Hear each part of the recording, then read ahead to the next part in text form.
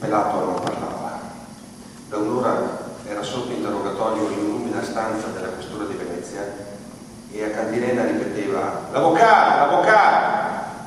La pelle bruttolosa della faccia si era arrossata per la tensione mentre due spazientiti ispettori di polizia cercavano di farlo parlare prima che l'avvocato dell'ufficio intervenisse per consigliarlo di avvalersi della facoltà di non rispondere.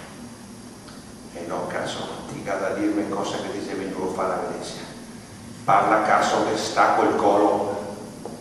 L'ispettore, per impressionarlo, si era tenato sulle maniche della camicia, gli soffiava il fumo delle sigarette in faccia e lo aveva avvicinato alla finestra aperta, tenendolo per il colletto.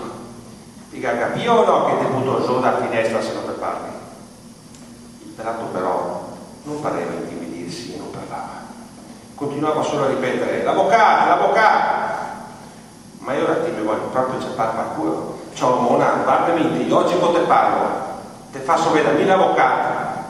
E ancora uno stratone che però continuava ad ottenere il solito effetto, cioè nulla. Sia il morto che il pelato non avevano documenti addosso.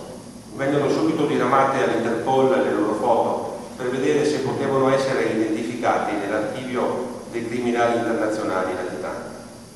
In una tasca del pelato però era stato trovato qualcosa di interessante, un portachiavi a gancio in alluminio con il logo Fortrans e la relativa chiave.